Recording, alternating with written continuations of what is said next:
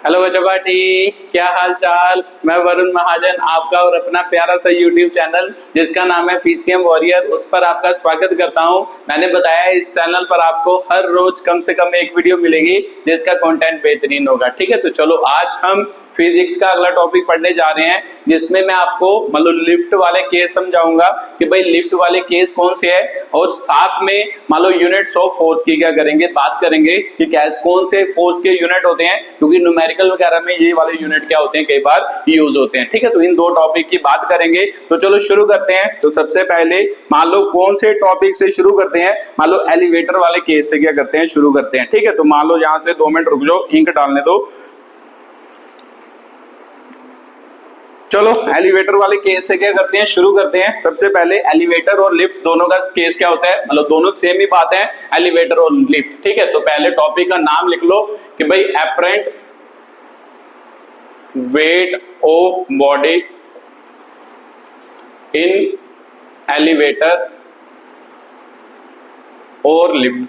ठीक है, मान लो दोनों बातें सेम ही है। ठीक है, तो क्या मतलब होता है, इसके लिए पहले थोड़ी सी बातें समझते हैं, फिर उसके बाद इस टॉपिक की अच्छे तरीके से बात करते हैं। मान लो कि भाई बोला जाए आपको, मान लो यहाँ पर एक वेइंग मशीन है। ठीक है, तो ये आपकी क्या है, वेइंग मशीन है। ठीक है, ये क्या है, वेइंग मशीन। मान लो बाहर तोलने वाली मशीन है। मान लो इस पर किसी आदमी को मान लो खड़े कर दिया जाए। ठीक है, मान लो एक बंदा है जो इस पर खड़ा हो गया, तो बताओ कि भाई इस पर कौन कौन सी फोर्सेज एक्ट करेंगी। तो आपका आंसर होगा, तो सर मेरे को पता है कि भाई एक्चुअल में मान लो जब भी कभी बंदा किसी के कांटेक्ट में हो, वहां पर एक कांटेक्ट फोर्स होती है। ये वाला सरफेस हमेशा इसके ऊपर एक फोर्स लगाएगा जिसको हम क्या कहते हैं, नॉर्मल रिएक्शन। मान लो इसको क्या कह देते हैं, N1। तो अकॉर्डिंग टू न्यूटन्स लॉ मेरे को पता है कि अगर ये सरफेस है ना, वेइंग मशीन का जो सरफेस होगा वो ऊपर की तरफ N फोर्स लगाएगा, तो सिंपल सी बात है कि ये वाला आदमी इस पर कितनी फोर्स लगाएगा, सेम टू सेम उतनी ही फोर्स लगाएगा, N ही फोर्स लगाएगा। तो सिंपल सी बात है सर, मेरे को समझ आया कि भाई आदमी जो होता है वो वेइंग मशीन पर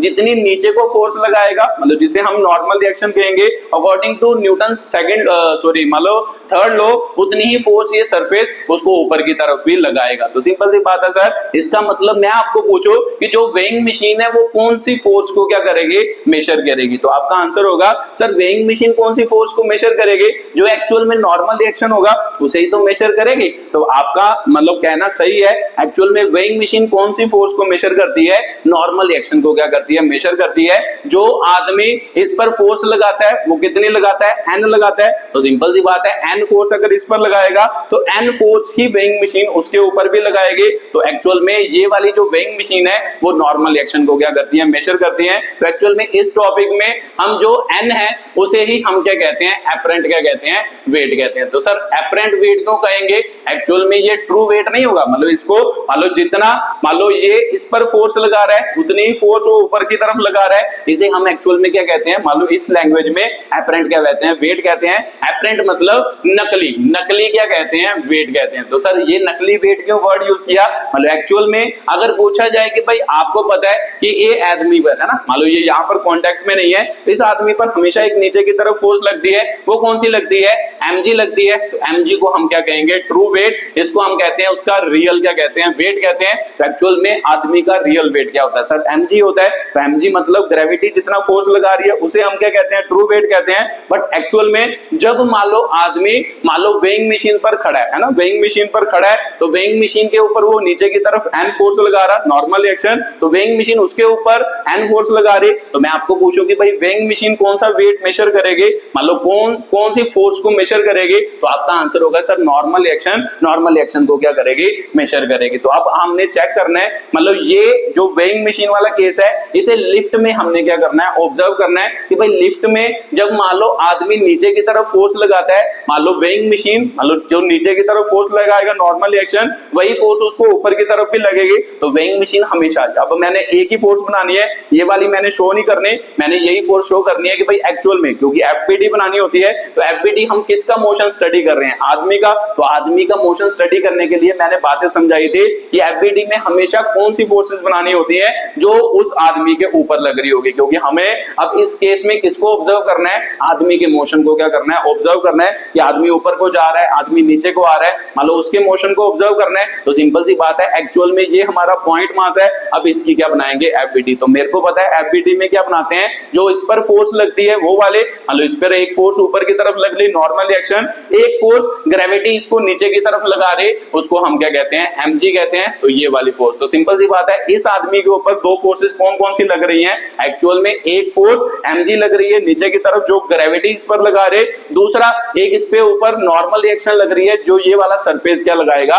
इसके ऊपर लगाएगा। तो यहां से मेरे को ये समझ आया कि सर जितना ये वाला सरफेस नॉर्मल रिएक्शन इसके ऊपर फोर्स लगा रहा, सेम टू सेम ये आदमी इस सरफेस पर भी उतनी ही फोर्स लगाता होगा, अकॉर्डिंग टू क्या होगा, न्यूटन्स थर्ड लॉ। क्योंकि एन अगर ये लगाएगा तो ये भी इस पर क्या लगाएगा, एन ही लगाएगा। तो सिंपल सी बात है, जो नॉर्मल रिएक्शन हो गई उसे हम क्या कहेंगे, एपरेंट वेट। एपरेंट वेट मतलब आदमी इस पर कितनी फोर्स लगा रहा, आदमी इस सरफेस पर कितनी फोर्स लगा रहा, उसे हम क्या कहेंगे, उसका एपरेंट क्या कहेंगे, वेट कहेंगे। तो सर एपरेंट वेट और ट्रू वेट अलग अलग होगा या सेम होगा, तो ये जब आप टॉपिक पढ़ोगे फिर आपको फील आएगा कि भाई एक्चुअल में जो मैंने एपरेंट वेट लिखा, एक्चुअल में ये वेट किसी केस में इसके बराबर भी हो सकता है, किसी केस में इससे ज्यादा भी हो सकता है, किसी केस में इससे कम भी हो सकता है। ये बातें आपको समझ आई होगी, ठीक है। तो एपरेंट वेट का मतलब नकली वेट। तो नकली वेट हम किसको कहेंगे, जो मान लो आदमी लिफ्ट के ऊपर लगा रहा है जिसे हम एन कहेंगे, तो लिफ्ट भी आदमी पर उतना ही लगा रहे, इसका मतलब एन जो होगा वो नकली वेट होगा।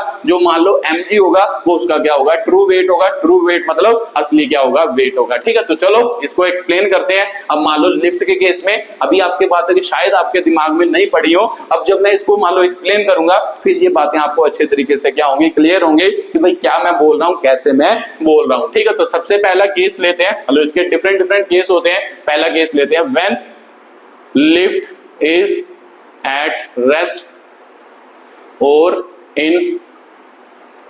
इन यूनिफॉर्म मोशन, ठीक है। जब लिफ्ट रेस्ट पे हो या यूनिफॉर्म मोशन कर रही हो, तो ठीक है, लिफ्ट का केस ले रहे हैं। तो सिंपल सी बात है, ये लिफ्ट है, मान लो ये लिफ्ट है, इसके ऊपर वेइंग मशीन रखी है, तो वेइंग मशीन के ऊपर एक बंदा खड़ा है, तो बंदा यहाँ पर खिलार देते हैं। तो सिंपल सी बात है, पहले इस पर फोर्स लगाते हो, तो वेइंग मशीन रेस्ट पे होगी या यूनिफॉर्म क्या कर रही होगी, मोशन। तो चलो मैं यूनिफॉर्म मोशन वाला केस ले लेता हूं। तो मेरे को पता है कि भाई यूनिफॉर्म मोशन का मतलब होता है एक्सेलरेशन जीरो, इसका मतलब लिफ्ट ऊपर की तरफ तो जा रही, मतलब ऊपर की तरफ। यूनिफॉर्म मोशन किस तरफ कर रही, मान लो मैं ऊपर की तरफ ले रहा हूं, ऊपर की तरफ इसकी एक्सेलरेशन जीरो है, बट ये v is equal to constant से ऊपर की तरफ क्या कर रहे, मूव कर रहे। तो मेरे को पता है सर इस पे किसका मोशन हम ऑब्जर्व करेंगे, लिफ्ट का। हम लिफ्ट का मोशन ऑब्जर्व नहीं करेंगे, इस आदमी का मतलब मोशन क्या करेंगे, ऑब्जर्व। तो मैंने आपको बताया कि भाई आदमी की एफबीटी बनाओगे तो मेरे को पता है कि सर नीचे की तरफ इस पर हमेशा ग्रेविटी फोर्स लगाती है, जिसे हम क्या कहते हैं, एमजी। एम हम क्या मार रहे हैं, मास है ना, आदमी का, मैन का मास कितना माना है, मान लो एम माना, तो एम इसका मास हो गया, ग्रेविटी एमजी इसका वेट हो गया। मेरे को पता है कि ये वाला कॉन्टैक्ट सरफेस जो होता है ये इसके ऊपर नॉर्मल रिएक्शन लगाता है, उसको हम क्या कह देते हैं, एन कह देते हैं। तो सिंपल सी बात है, जो नॉर्मल रिएक्शन इसके ऊपर लग रही, सेम टू सेम ये आदमी इस पर भी वो फोर्स लगा रहा है जिसे हम क्या कहेंगे, एन कहेंगे। क्योंकि हमें पता है फोर्सेस हमेशा न्यूटन थर्ड लॉ के अकॉर्डिंग एक्शन और रिएक्शन आर इक्वल एंड क्या होते हैं, ऑपोजिट। जितनी ये सरफेस इस पर फोर्स लगाता है उतनी ही सेम टू सेम ये वाला बंदा इस पर भी क्या लगाता है, फोर्स लगाता है। तो चलो ऑब्जर्व करते हैं। अब मेरे को पता है कि सर ऊपर की तरफ मोशन है, तो ऊपर की तरफ मोशन को हम कैसे ऑब्जर्व करते हैं, तो मैंने पिछली वीडियो में भी आपको समझाया, चलो फिर से समझा देता हूं। या तो सीधा याद रखो कि भाई मेरे को पता है कि ऊपर की तरफ मोशन है, तो सिंपल सी बात है, जिस डायरेक्शन में मोशन हो रहा हो, मान लो हम मानते हैं कि नेट फोर्स क्या होगी, उसी डायरेक्शन में होगी। क्या बोल रहे हो सर, एक बार फिर से रिपीट करना, जिस डायरेक्शन में मोशन हो रहा है उसी डायरेक्शन में हम नेट फोर्स मानते हैं। तो अगर मैं नेट फोर्स लिखूं, मान लो पिछले जो मैंने समझाया था नेट फोर्स, तो मेरे को पता है कि जब कोई ऑब्जेक्ट ऊपर की तरफ जाता है तो सिंपल सी बात है कि भाई ऊपर की तरफ उसकी फोर्स क्या होगी, ज्यादा, मतलब तभी तो ऑब्जेक्ट ऊपर की तरफ जा रहा है। तो सिंपल सी बात है कि भाई ऊपर की तरफ जा रहा है तो इसका मतलब ऊपर की तरफ फोर्स ज्यादा। तो ऊपर की तरफ कौन सी फोर्स है सर, एन है, तो एन माइनस नीचे की तरफ कौन सी फोर्स है सर, एमजे, तो माइनस क्या हो गया, एमजी हो गया। तो फिर एफ नेट इसके बराबर होगा एन माइनस क्या होगा, एमजी। आप ऐसे भी सोच सकते हो, आप ऐसे भी सोच सकते हो कि भाई मान लो ये आदमी है, आदमी पर कौन कौन सी फोर्स एक्ट कर रही है ना, कौन कौन सी फोर्स एक्ट कर रही, नॉर्मल रिएक्शन नीचे की तरफ कौन सी कर रही, एमजे। अगर मैं इसकी लिखना चाहूँ है ना, न्यूटन सेकंड लॉ लिखना चाहूँ, तो मेरे को पता है कि सर नेट फोर्स किसके बराबर होती है, नेट फोर्स F1 प्लस क्या होता है, F2। तो जनरली हम क्या कहते हैं, डायरेक्शन वाइज भी लिख सकते हैं। बार बार कौन डायरेक्शन लिखता रहे, पहले मैं डायरेक्शन से भी बता देता हूं आपको,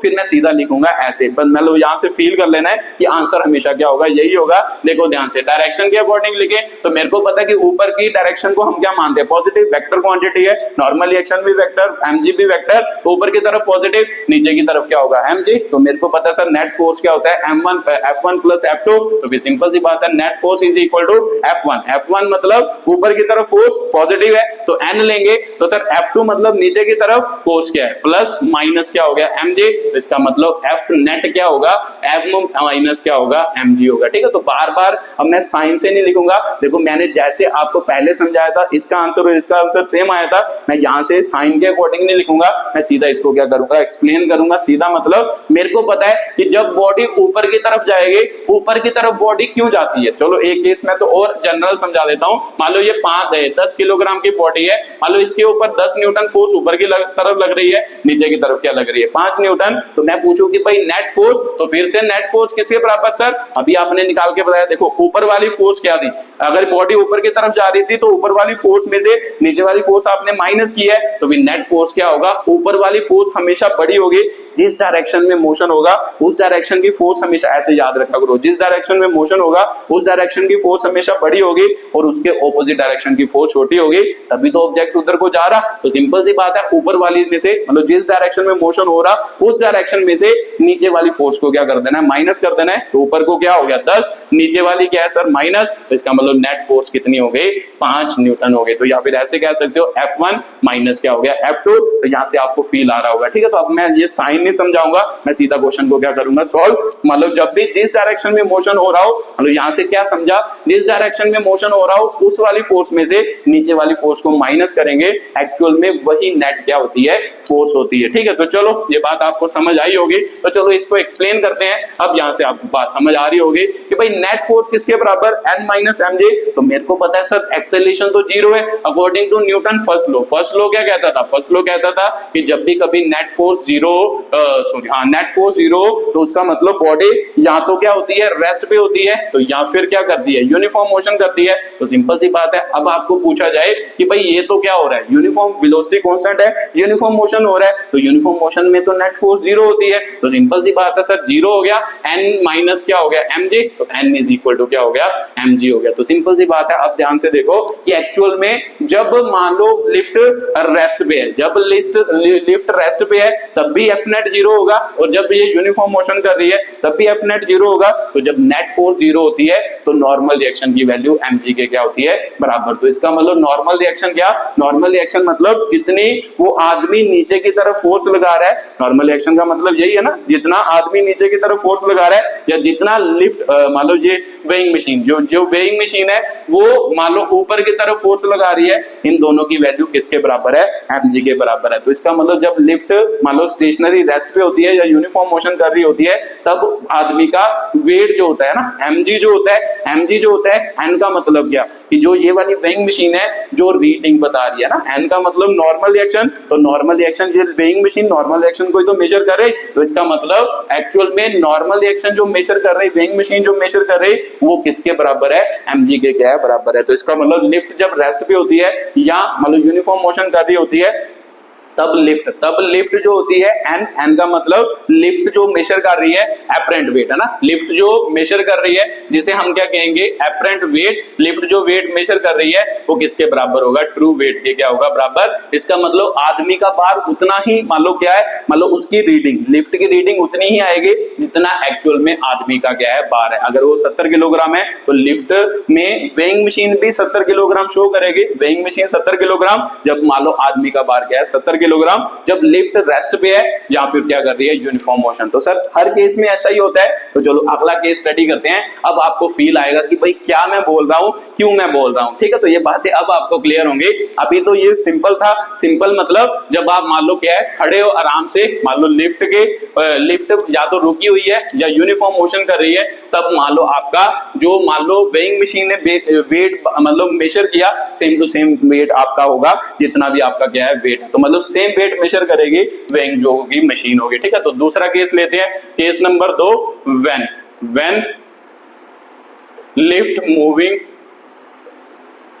मूविंग विद एक्सेलरेशन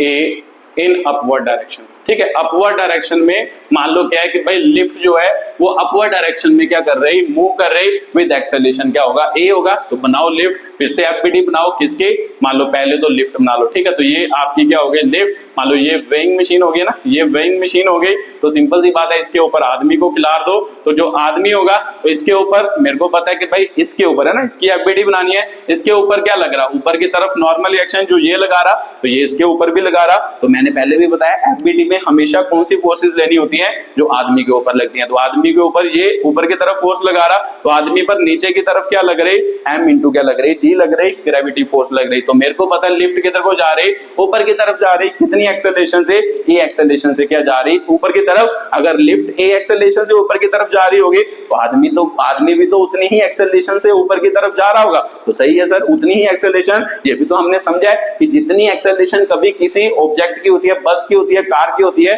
तो सेम टू सेम मान लो जितनी वेलोसिटी है ना, जितनी मान लो वेलोसिटी या जितनी एक्सेलरेशन मान लो वो कार की होगी, उतनी ही सेम टू सेम एक्सेलरेशन क्या होगा, उस आदमी की भी होगी जो उसमें क्या है, बैठा है। तो सिंपल सी बात है, ये भी इतनी एक्सेलरेशन से ऊपर से जा रहा होगा। तो अब यहाँ पर मान लो न्यूटन सेकंड लॉ लिखते हैं कि भाई नेट फोर्स। तो अभी मैंने बताया कि भाई नेट फोर्स कैसे, जो जिस डायरेक्शन में मोशन हो रहा है उस डायरेक्शन में फोर्स हमेशा बड़ी होती है, उसकी ऑपोजिट डायरेक्शन में छोटी होती है। तो ऊपर की डायरेक्शन में मोशन हो रहा है, ऊपर को फोर्स बड़ी होगी, तो ऊपर कौन सी फोर्स है, इस आदमी के ऊपर सर एन है। तो इसका मतलब एन माइनस नीचे की तरफ फोर्स, तो नीचे की तरफ फोर्स कौन सी है, mj। तो ये आपकी क्या होगी, नेट फोर्स। तो नेट फोर्स किसके बराबर होती है according to Newton second law, mass into acceleration. तो किसका मास, सर इसका मास, क्योंकि हम इसको ऑब्जर्व कर रहे हैं, ये हमारे लिए मान लो कौन, एफबीडी किसकी ऑब्जर्व कर रहे हैं, इसको। तो सिंपल सी बात है सर, इसका मास कितना m, इसकी एक्सेलरेशन कितनी, जितनी लिफ्ट की एक्सेलरेशन होगी उतनी इसकी एक्सेलरेशन। तो इसका मतलब मास इनटू एक्सेलरेशन, n माइनस क्या हो गया, mj। तो फिर n की वैल्यू निकाले, n का मतलब क्या, जो मान लो वेइंग मशीन है, जो मान लो क्या है रीडिंग दे रहे, उसे हमने क्या कहा, n। तो n इज इक्वल टू, ये इधर माइनस उधर जाके प्लस हो गया, तो प्लस मान लो mg हो गया। तो फिर नॉर्मल रिएक्शन देखो ध्यान से, अब यहां से देखो, चलो ये यहां पर ही लिखो, अब यहां से देखो जो रीडिंग आ रही है ना, ये क्या है, इसको क्या कहते हैं, एपरेंट वेट कहते हैं। तो सर ये एपरेंट वेट है। एपरेंट वेट मतलब जो मान लो क्या, कौन सा, मान लो आदमी, जो आदमी मान लो लिफ्ट के ऊपर फोर्स लगा रहा है, जो आदमी लिफ्ट के ऊपर फोर्स लगा रहा है ना, लिफ्ट के ऊपर जो फोर्स लगा रहा, मतलब जो मान लो ये एन लगा रहा है इसके ऊपर, यही तो एन ऊपर की तरफ, मान लो लिफ्ट भी उसके ऊपर लगा रही, सॉरी वेइंग मशीन भी उसके ऊपर लगा रही। तो सिंपल सी बात है, ये एपरेंट वेट है। तो एपरेंट वेट की वैल्यू क्या, mg क्या था, ट्रू वेट। तो सिंपल सी बात है, ट्रू वेट का मतलब एक्चुअली आदमी का जो बार था वो कितना था, mj। तो एक्चुअल में जो m मतलब मास ऑफ क्या होगा, मान लो आदमी होगा, a का मतलब क्या, एक्सेलरेशन ऑफ आदमी। तो ये तो सर पॉजिटिव होगा, क्योंकि ऊपर की तरफ जा रहा है, एक्सेलरेशन ऊपर की तरफ पॉजिटिव, तो ये पॉजिटिव क्वांटिटी। इसका मतलब आदमी का जो बार है वो एक्चुअल में क्या कर गया, चेंज कर गया। क्या समझ आया आपको, फील आया? ध्यान से देखो कि भाई एक्चुअल में आदमी का बार जब वो स्टेशनरी था तब तो mg था, क्योंकि mg किसके बराबर था सर, n के बराबर था। जितनी रीडिंग मान लो ये वेइंग मशीन शो कर रही वो mg के बराबर था जब स्टेशनरी था, बट जब लिफ्ट चलना स्टार्ट हुई mg तो उसका ट्रू वेट था, आदमी का बार जो था वो तो mg था, बट एक्चुअल में mg में एक और फैक्टर जुड़ गया जिसको कहते हैं m इंटू ए। तो m इंटू ए क्या, मास इंटू एक्सेलरेशन। तो मास एक पॉजिटिव क्वांटिटी, एक्सेलरेशन ऊपर की तरफ पॉजिटिव। तो सिंपल सी बात है सर, ये दोनों जब जुड़ेंगे तो इसका मतलब नॉर्मल रिएक्शन की वैल्यू क्या आ गई, ज्यादा आई। तो इसका मतलब जो मान लो वेट, मान लो वेइंग मशीन ने जो वेट मेजर किया, नॉर्मल रिएक्शन मेजर के, वो क्या आई, ज्यादा आई। तो सिंपल सी बात है, जब लिफ्ट ऊपर की तरफ जाती है, एक्चुअल में जो आदमी होता है, नॉर्मल रिएक्शन का मतलब क्या, जो आदमी इस पर क्या लगा रहा है, फोर्स लगा रहा है, तो आदमी इस पर ज्यादा फोर्स लगाना शुरू कर देता है। पहले तो mg लगाता था जब रेस्ट पे थी या मान लो यूनिफॉर्म मोशन कर रहे थे, बट जब मान लो लिफ्ट ऊपर की तरफ जा रहे तब आदमी उस पर क्या लगा रहा, मान लो mg से ज्यादा क्या लगा रहा, फोर्स लगा रहा। तो mg से ज्यादा फोर्स जब लगाएगा तो सिंपल सी बात है, उसे हम क्या कहते हैं, एपरेंट वेट। तो जैसे ही आपने फील भी किया होगा कि जब आप लिफ्ट में जाते हो तो आपको महसूस हुआ होगा कि भाई आपका बार थोड़ा सा क्या कर जाता है, इंक्रीज कर जाता है जब लिफ्ट ऊपर की तरफ जाती है। आपको लगता है कि हम थोड़े बारी बारी क्या कर रहे हैं, महसूस कर रहे हैं। तो ये एक्चुअल में रियलिटी में होता है कि जब लिफ्ट ऊपर की तरफ जाती है तो एक्चुअल में हम जो मान लो क्या है सरफेस पे जो फोर्स लगाते हैं, हम जो सरफेस पे फोर्स लगाते हैं जिसे हम एन कहते हैं, वो एक्चुअल में क्या होता है ज्यादा होता है mg, जितना हमारा वेट है प्लस क्या होता है मास इंटू क्या होता है एक्सेलरेशन, जितनी एक्सेलरेशन से लिफ्ट ऊपर की तरफ जा रही इंटू मास ऑफ क्या होगा बॉडी होगा। तो ये आपको बात समझ आई होगी। ये आपका क्या था दूसरा केस था। दूसरे केस की क्या थी एक्सप्लेनेशन थी। तो मान लो अपवर्ड डायरेक्शन हो गया तो सर जरूरी थोड़ा ना कि लिफ्ट अपवर्ड ही जाएगी, लिफ्ट नीचे की तरफ भी तो जा सकती है। तो सिंपल सी बात है when the lift moving with acceleration a in downward क्या होगा डायरेक्शन होगा। तो डाउनवर्ड डायरेक्शन में लिफ्ट को लेके जाते हैं तो सिंपल सी बात है अब लिफ्ट किधर को जा रही डाउनवर्ड जा रही। तो सिंपल सी बात है इस पर फोर्सेस तो वही एक्ट करेंगे, ऊपर की तरफ नॉर्मल रिएक्शन लगेगी, ये सरफेस लगाएगा तो ये इसके ऊपर सरफेस के ऊपर एन लगाएगा। तो सिंपल सी बात है ये मान लो ग्रेविटी हमेशा इसको नीचे की तरफ खींचेगी, mg की तरफ खींचेगी। तो सिंपल सी बात है एक्सेलरेशन नीचे की तरफ। अब आपको पूछा जाए कि भाई बताओ इसका मान लो क्या है, मान लो इसकी एफबीडी का मान लो नेट मोशन लिखे तो लिख सकते हैं। तो सर फिर से लिखते हैं कि भाई एफ नेट किसके बराबर, तो एफ नेट किसके बराबर होता है तो नेट फोर्स किसके बराबर, मान लो मुझे पता है सर नेट फोर्स हमेशा किधर एक्ट करती है जिस डायरेक्शन में मोशन हो रहा होता है। तो मोशन किस डायरेक्शन में, इस डायरेक्शन में। तो अगर इस डायरेक्शन में मोशन हो रहा है तो सिंपल सी बात है इस डायरेक्शन की फोर्स बड़ी होगी, इस डायरेक्शन की फोर्स छोटी होगी। तो अभी तो आपने बताया कि भाई सिंपल आपने ध्यान क्या रखना है हमेशा बड़ी फोर्स में से छोटी फोर्स क्या कर देनी है माइनस कर देनी है। तो नीचे की तरफ मोशन है तो ये फोर्स बड़ी ये छोटी, तो फिर सिंपल सी बात है नेट फोर्स क्या होगी mg माइनस क्या होगा n होगा। तो फिर से नॉर्मल रिएक्शन की वैल्यू निकालनी है तो n इधर माइनस है उधर जाके क्या हो जाएगा प्लस। तो सर सिंपल सी बात है एफ नेट इधर आके माइनस mg माइनस क्या हो जाएगा एफ नेट हो जाएगा। तो फिर n इज इक्वल टू क्या हो गया mg। तो नेट फोर्स किसके बराबर मास इंटू एक्सेलरेशन। तो इसका मास कितना सर m, इसका मास एक्सेलरेशन कितनी एक्सेलरेशन से नीचे आ रहा a से। तो सिंपल सी बात है m इंटू क्या हो गया a हो गया। तो ये आपका क्या निकला मान लो नॉर्मल रिएक्शन। तो फिर से ये क्या है एपरेंट वेट मतलब जो लिफ्ट में वेइंग मशीन है जो ये वाला वेट क्या कर रही है मेजर कर रही है। तो सिंपल सी बात है देखो mg आपका क्या था ट्रू वेट था, मतलब एक्चुअली आपका वेट था। तो एक्चुअल वेट में से कुछ फैक्टर माइनस हो रहा है जिसे हम क्या कहते हैं मास इंटू एक्सेलरेशन। तो मास मतलब पॉजिटिव, एक्सेलरेशन की वैल्यू नीचे की तरफ मान लो क्या है एक्सेलरेशन की कुछ ना कुछ वैल्यू होगी, वैल्यू मतलब मान लो 2 3 4 कुछ ना कुछ होगी। तो ये कुछ ना कुछ फैक्टर होगा तो ये फैक्टर mg में से क्या हो रहा माइनस। इसका मतलब लिफ्ट में जो मान लो वेइंग मशीन है जो आपका मान लो बाहर तोल रही वो बाहर आपका एक्चुअल में क्या आ रहा एक्चुअल वेट से क्या आ रहा कम आ रहा। तो ऐसा ही होता है कि जब भी आप लिफ्ट नीचे की तरफ जाती है तो जब आप कभी फील भी किया होगा लिफ्ट नीचे की तरफ जाती है तो आपको लगता है कि मैं हल्का हल्का क्या कर रहा हूं महसूस कर रहा हूं। हल्का महसूस क्यों होता है क्योंकि आपके एक्चुअल mg में से m में क्या हो रहा होता है माइनस एम ए का मतलब मास इंटू एक्सेलरेशन। जो लिफ्ट की एक्सेलरेशन है उसको मास के साथ मल्टीप्लाई करें वो mg में से क्या हो रही होती है माइनस। इसीलिए आपको फील होता है कि आप हल्के हल्के क्या करते हो महसूस। तो इसका मतलब एक्चुअल में जो लिफ्ट ने मान लो वेइंग मशीन है उसने जो बार मेजर किया एपरेंट वेट मेजर किया तो एक्चुअल में कितना मान लो इसने कितना वेट मेजर किया नॉर्मल रिएक्शन। एक्चुअल में इस आदमी ने इसके ऊपर भी तो वही फोर्स लगाई।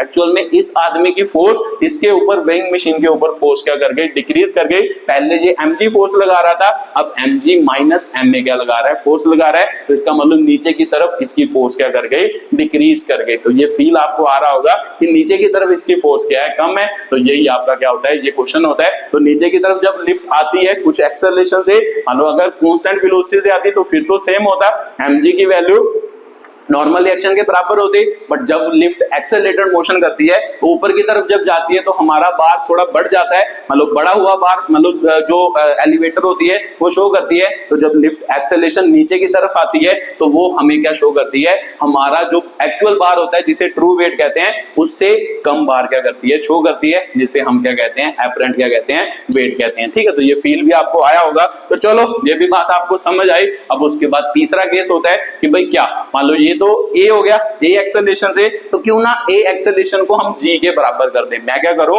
मान लो क्यों ना चलो इसको मिटाते हैं फिर से अगला केस करते हैं। When the lift moving with acceleration g, when the lift is moving with acceleration g in downward direction. जब डाउनवर्ड डायरेक्शन में जी एक्सेलरेशन से क्या करेगा, मूव करेगा। तो जब जी एक्सेलरेशन से मूव करेगा इसका मतलब ए की वैल्यू हमने क्या रख दी, जी। तो सर फिर से मेरे को पता है कि भाई इस आदमी पर कौन कौन सी फोर्सेस लगेगी।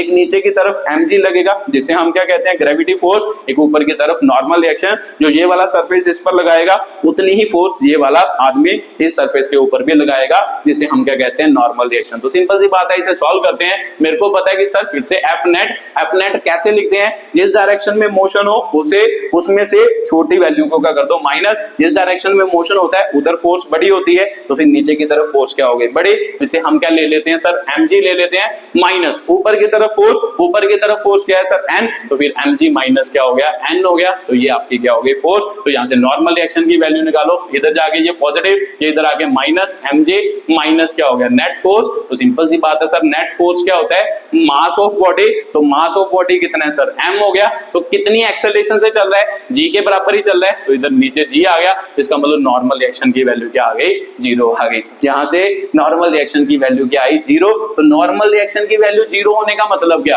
कि भाई आदमी इस पर कोई भी फोर्स नहीं लगा रहा। तो इसका मतलब जब आदमी की मतलब लिफ्ट के ऊपर कोई फोर्स नहीं लगा रहा तो हम ऐसे कह सकते हैं कि भाई उसकी कॉन्टैक्ट फोर्स, उसकी क्या हो गई, कॉन्टैक्ट फोर्स क्या हो गई, 0 हो गई। उसकी कॉन्टैक्ट फोर्स 0 हो गई। तो कॉन्टैक्ट फोर्स 0 होने का मतलब क्या, एक्चुअल में उसका जो कॉन्टैक्ट होगा, है ना, उसका जो कॉन्टैक्ट होगा, contact with weighing machine, with क्या होएगा, वेइंग मशीन इज क्या होएगा, मान लो क्या है, इज मान लो कह सकते हो रिमूव्ड हो गया, इज रिमूव्ड हो गया, या इज क्या कह सकते हो हिंदी में खत्म। मान लो क्या है, ये वो वाली कंडीशन है कि जब मान लो a is equal to g से कोई ऑब्जेक्ट नीचे की तरफ आता है, मान लो लिफ्ट जो होती है वो नीचे की तरफ ग्रेविटी एक्सेलरेशन से नीचे की तरफ आती है, तब उसकी कॉन्टैक्ट फोर्स क्या हो जाती है, 0। कॉन्टैक्ट फोर्स 0 होने का मतलब एक्चुअल में जो सरफेस है वेइंग मशीन का, उस सरफेस के साथ मान लो जो आदमी है जो उस पर खड़ा है उसका कॉन्टैक्ट क्या हो गया, 0 हो गया। 0 मतलब उसका कॉन्टैक्ट जहां से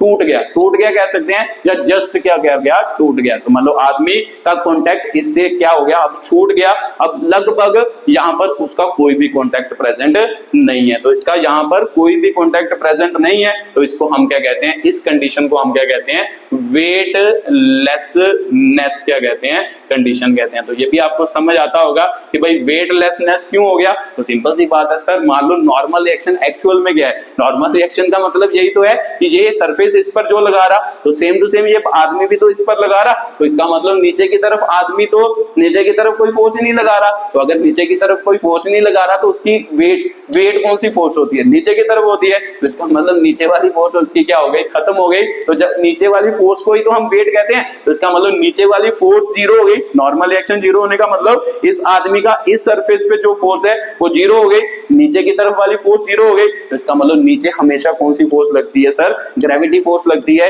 तो सिंपल सी बात है, जिसे हम वेट कहते हैं, तो इसका मतलब आदमी का वेट क्या हो गया, 0, जिसे हम क्या कहते हैं, वेटलेसनेस क्या कहते हैं, कंडीशन। इसका मतलब जब आप लिफ्ट में बैठे हो, अगर लिफ्ट जी मतलब स्पीड से या जी एक्सेलरेशन से नीचे की तरफ आती है, तो इसका मतलब आपका वेट उस कंडीशन में क्या होगा, 0 होगा। मतलब आपका वेट नीचे की तरफ क्या हो जाएगा, मतलब वेट की वैल्यू क्या हो जाएगी, 0। इस कंडीशन को हम क्या कहते हैं, वेटलेसनेस क्या कहते हैं, कंडीशन कहते हैं। ठीक है, तो अब आपके मन में आएगा कि चलो ये तो हो गया, ये तो इमेजिनरी केस है, लिफ्ट इतनी स्पीड से नीचे कभी भी नहीं आती। अगर आपने लिफ्ट में मान लो क्या है ट्रेवल किया है, तो आप देखते हो कि भाई वो ग्रेविटी से ज्यादा एक्सेलरेशन, उसकी एक्सेलरेशन होती तो है बट कम होती है, इतनी ज्यादा एक्सेलरेशन नहीं होती। तो ये मान लो एक्चुअल में क्या होते हैं, मान लो मान लेते हैं ये एक्चुअल में कौन से केस है, मान लो हम मानते हैं कि एक्चुअल में रियलिटी वाले केस नहीं है, बट हम अजम्पशन करके मान रहे हैं अगर इतना हो, है ना, A is equal to G हो जाए तो फिर ये वाली कंडीशन क्या है, आ जाएगी। तो सिंपल सी बात है तो रियलिटी, बट प्रैक्टिकली हम इसको क्या है, मान लो अपनी जनरल लाइफ में इन्वॉल्व नहीं करते। तो है रियलिटी वाले केस हैं कि जब ये होगा तो अकॉर्डिंग टू न्यूटन्स लॉ आपको समझ आ रहा है कि ये कंडीशन होगी, तो इसका मतलब ये केस में ये वाली कंडीशन होगी। तो बट प्रैक्टिकल लाइफ में इतनी मान लो एक्सेलरेशन से कभी भी लिफ्ट नीचे की तरफ नहीं आती। तो चलो एक और केस करते हैं। एक और केस कौन सा है, तो फिर से लिख के रहे हैं कि भाई कौन सा, मान लो अगर मान लो कि भाई एक्सेलरेशन की वैल्यू, एक लास्ट केस करते हैं कि भाई when the lift moving with acceleration, है ना, मान लो A greater than G in downward direction. मान लो जब लिफ्ट क्या है कि भाई ए से भी ज्यादा वैल्यू से नीचे की तरफ क्या करे, सॉरी ग्रेविटी से भी ज्यादा एक्सेलरेशन से नीचे की तरफ क्या करे, मूव करे। तो तब देखते हैं कि भाई तब क्या होगा। तो फिर से लिखो, नीचे की तरफ मोशन है, तो सर जब नीचे की तरफ मोशन होता है तो सिंपल सी बात है नेट फोर्स नीचे की तरफ, नेट फोर्स नीचे की तरफ का मतलब क्या होता है कि नीचे वाली फोर्स में ऊपर वाली फोर्स क्या कर दो माइनस, ये बड़ी होगी ये क्या होगी छोटे। तो फिर सिंपल सी बात है mg माइनस m, तो नेट m हमने क्या निकालना है, n निकालना है। तो n is equal to mg minus क्या हो गया f नेट। तो नेट का मतलब क्या sir, mg minus mass into acceleration, acceleration की वैल्यू क्या है, a है। तो सिंपल सी बात है सर यहाँ पर mg मतलब मास कॉमन निकालते हैं, g माइनस a हो गया।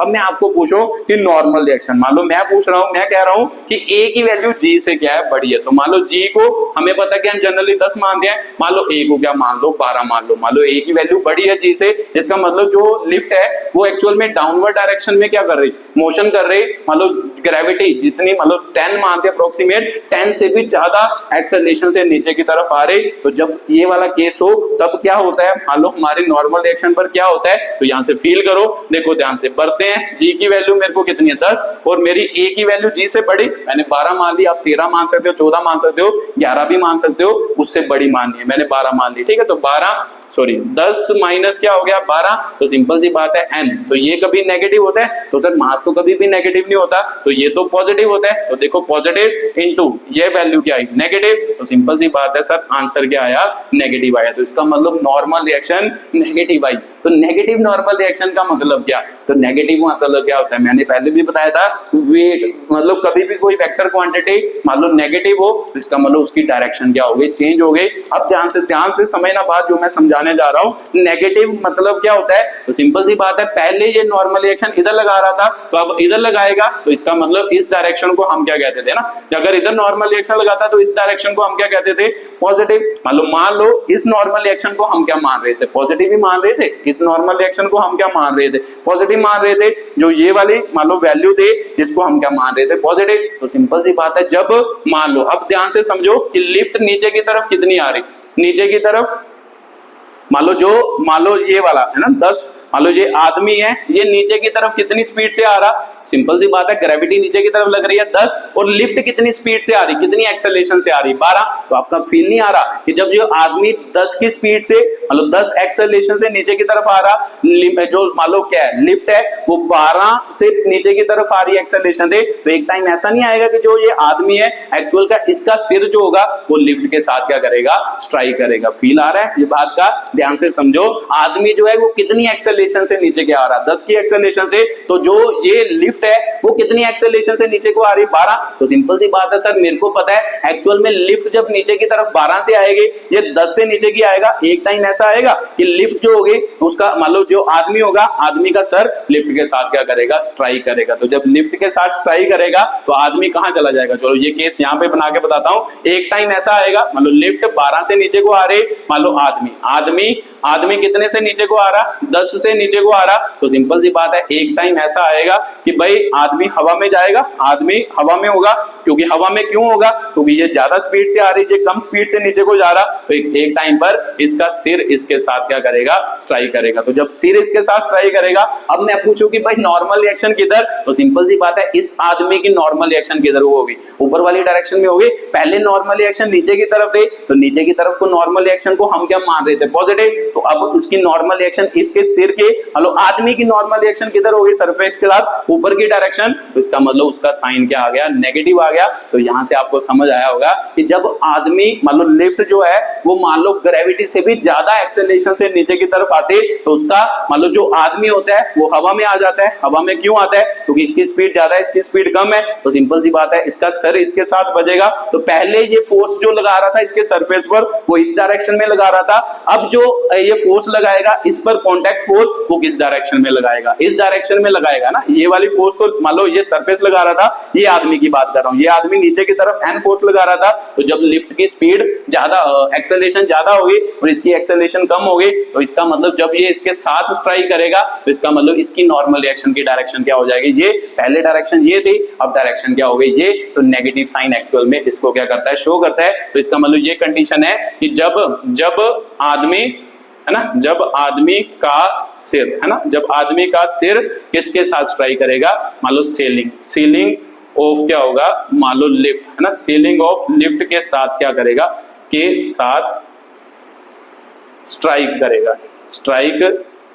ठीक है, तो ये बात आपको समझ आई होगी। नेगेटिव का मतलब भी समझ आया होगा, और आदमी हवा में क्यों जा रहा है ये बात भी आपको समझ आई होगी। मान लो ये आपका क्या था, टॉपिक था, डिफरेंट टॉपिक थे कि भाई लिफ्ट में कैसा फील होता है, कैसे हमारे बार का क्या होता है, चेंज होता है, तो ये बातें आपको समझ आई होंगी। ठीक है, तो अगला टॉपिक आपका छोटा सा एक टॉपिक है, वो भी एक्सप्लेन कर लेते हैं। यूनिट ऑफ क्या है, फोर्स है, उसको भी जल्दी क्या करते हैं, एक्सप्लेन करते हैं। तो लिफ्ट वाला केस तो आपको समझ आ गया। अब टाइप्स ऑफ फोर्सेस को क्या करते हैं, एक्सप्लेन करते हैं कि भाई कितनी टाइप्स की क्या होती हैं, फोर्सेस होती हैं, और कौन सी फोर्सेस को हम क्या कर सकते हैं, एक्सप्लेन कर सकते हैं। टाइप्स ऑफ फोर्सेस मतलब यूनिट्स की क्या है, टाइप्स है, तो यूनिट्स ऑफ क्या होंगे, फोर्स होंगे। तो जल्दी इसको एक्सप्लेन करते हैं। थ्योरेटिकल क्वेश्चन है, यूनिट्स ऑफ क्या हो गया, फोर्स। तो एक्चुअल में फोर्स के दो टाइप के यूनिट होते हैं। ठीक है, तो दो टाइप के यूनिट होते हैं। कौन से होते हैं, तो सबसे पहले एक यूनिट होते हैं जिसे हम क्या कहते हैं, ग्रेविटेशनल क्या कहते हैं, पहले एब्सोल्यूट क्या कहते हैं।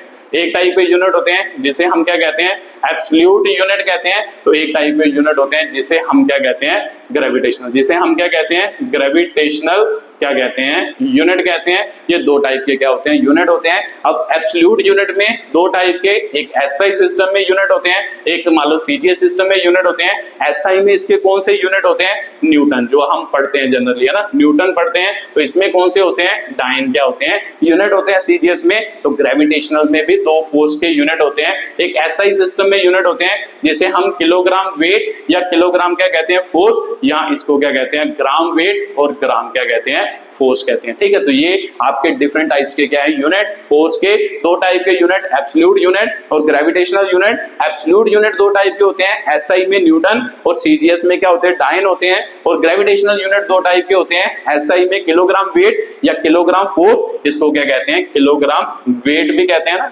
किलोग्राम वेट या किलोग्राम क्या कहते हैं, फोर्स भी कहते हैं। इसको ग्राम वेट या ग्राम क्या कहते हैं, फोर्स कहते हैं। तो सिंपल सी बात है, वन बाय वन सभी को क्या करना है, डिफाइन करना है। कई बार मान लो अगर क्लास 11th में हो तो आपको टीचर ये क्वेश्चन भी पूछते हैं, एक्सप्लेन डिफरेंट टाइप्स ऑफ क्या होगा, मतलब यूनिट्स ऑफ क्या होगा, फोर्स होगा। तो जनरली न्यूमेरिकल में भी इस टाइप के कई बार क्वेश्चन आ जाते हैं, इस यूनिट को इस यूनिट में कन्वर्ट करने के क्या आ जाते हैं क्वेश्चन, इसीलिए मैं ये टॉपिक आपको समझा रहा हूँ। ठीक है, तो मेरे को पता है सर न्यूटन्स लॉ के अकॉर्डिंग अगर इसके यूनिट डिफाइन करने हैं फोर्स के, तो न्यूटन सेकंड लॉ है ना, सेकंड लॉ के अकॉर्डिंग क्या होता है, F is equal to m में होता है। तो ये होता है, तो मेरे को पता है कि भाई अब हमने 1 न्यूटन को क्या करना है, डिफाइन। तो अगर मान लो फोर्स को 1 करना हो, है ना, फोर्स को 1 न्यूटन करना हो, इसका मतलब इसके एसआई यूनिट, इसकी वैल्यू 1 कब होगी, तो आपका आंसर होगा सर जब ये 1 होगा, तो ये 1 एसआई में कितना होगा, 1 किलोग्राम, तो ये भी 1 होगा क्योंकि 1 into 1 ही तो 1 आएगा। तो ये एसआई में कितना होगा, 1 मीटर पर सेकंड स्क्वायर क्या होगा, एसआई में। तो यहां से डिफाइन कर सकते हैं कि न्यूटन 1 न्यूटन फोर्स किसे कहेंगे,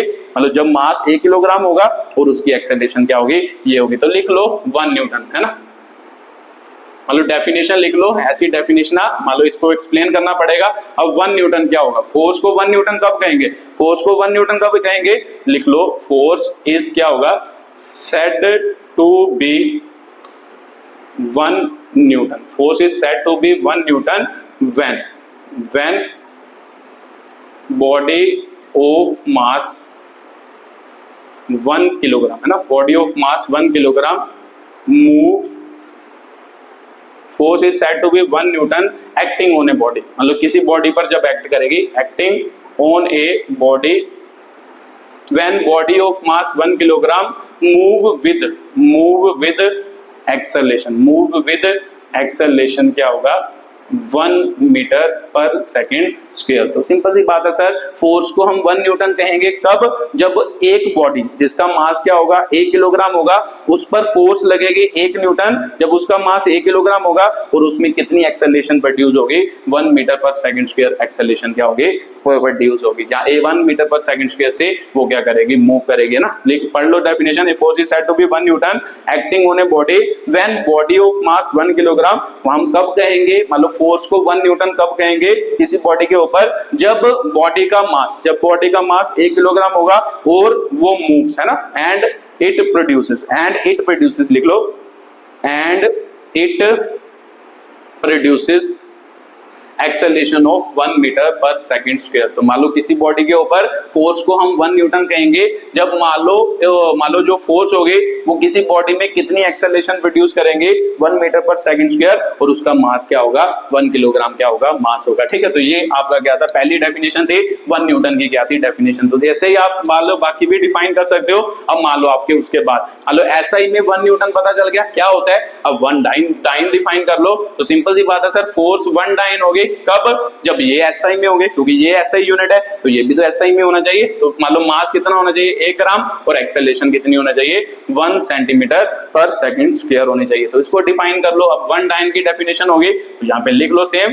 फोर्स है ना, force is said to be, force is said to be 1 क्या होगा डाइन होगा। फोर्स को हम 1 डाइन कहेंगे acting on a body, force को 1 डाइन कहेंगे acting on a body when it produces, मान लो व्हेन इट प्रोड्यूसेस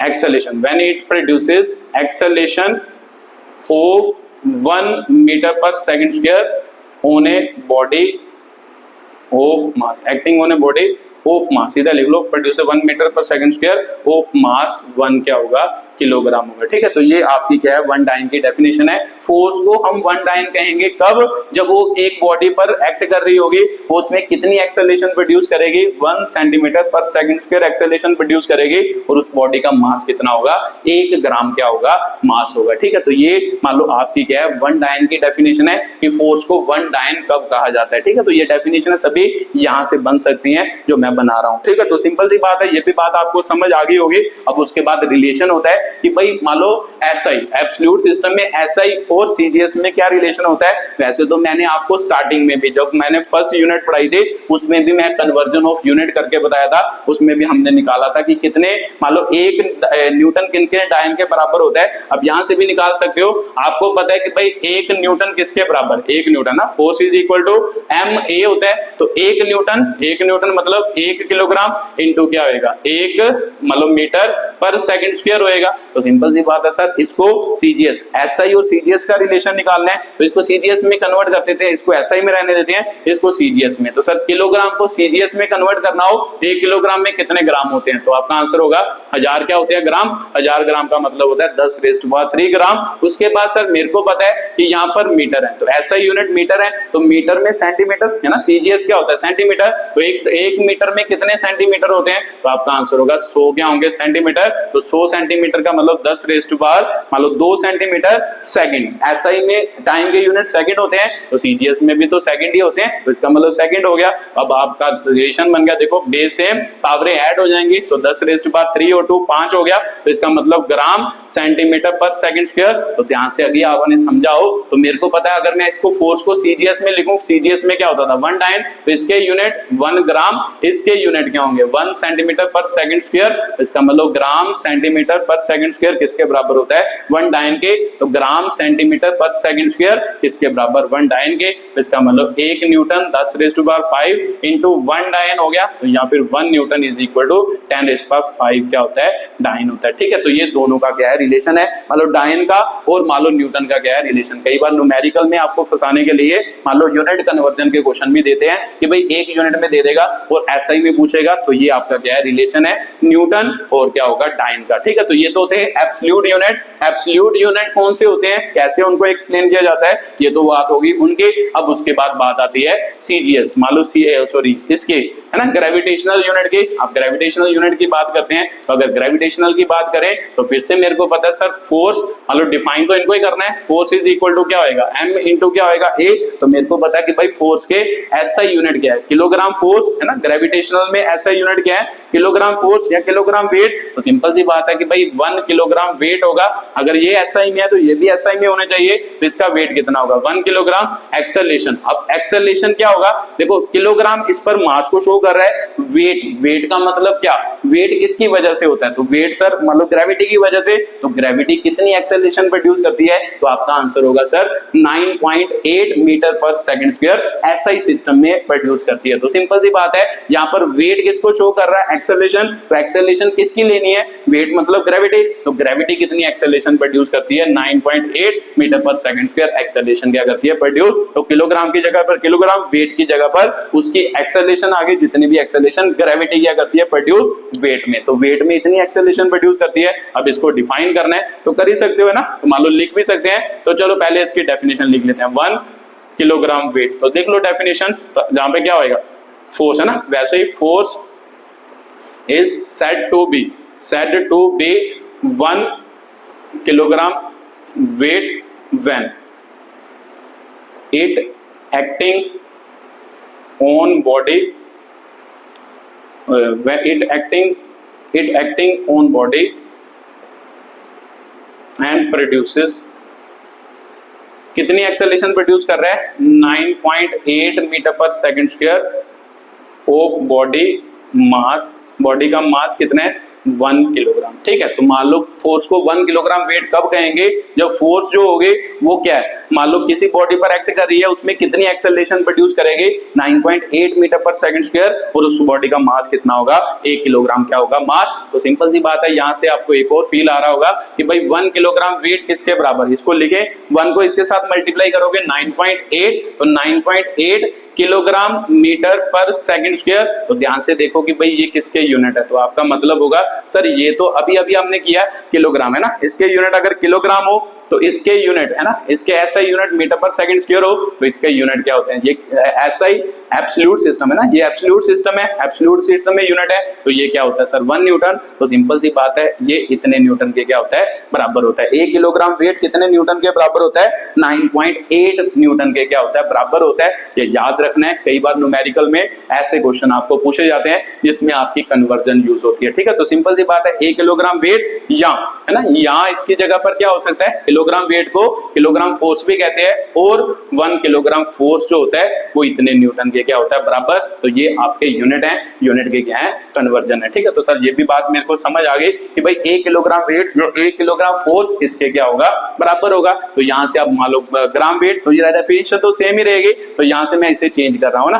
मान लो मेरे को पता है कि अगर ये 1 ग्राम क्या होगा वेट, तो सिंपल सी बात है सर 1 ग्राम मतलब मास 1 ग्राम हो गया, वेट मतलब एक्सेलरेशन ड्यू टू ग्रेविटी, तो ग्रेविटी एक्सेलरेशन CGS। मान लो SI में कितनी प्रोड्यूस करती है, मीटर पर सेकंड स्क्वायर, तो मेरे को पता है सर 1 मीटर सेंटीमीटर, क्योंकि यहाँ पर CGS आना चाहिए, तो CGS क्या होता है सर सेंटीमीटर पर सेकंड स्क्वायर है ना, मीटर की जगह पर सेंटीमीटर, 1 मीटर में 100 सेंटीमीटर, और 100 इसके साथ मल्टीप्लाई करा दो 9.8 इंटू 10⁻², तो 9.8 को 10⁻² से मल्टीप्लाई करोगे तो कितना हो जाएगा, 980 सेंटीमीटर क्या हो जाएगा, स्क्वायर हो जाएगा। तो सिंपल सी बात है, यहाँ पर एक्सेलरेशन कितनी आनी चाहिए, समझ आ गया ना कि भाई मेरे को पता है कि एक्सेलरेशन अगर ये CGS है तो ये भी CGS होना चाहिए। अगर मान लो SI में होता था 9.8 मीटर पर सेकंड स्क्वायर, अगर इसे CGS में कन्वर्ट करोगे तो क्या होता है, सेंटीमीटर, 1 मीटर में 100 सेंटीमीटर, 100 मल्टीप्लाई कराया 980 सेंटीमीटर स्क्वायर हो गया। तो सिंपल सी बात है, यहाँ पर क्या होगा 980 सेंटीमीटर क्या हो जाएगा स्क्वायर। तो ये 1 ग्राम वेट की क्या है डेफिनेशन, तो यहाँ पर इसको चेंज कर देते हैं,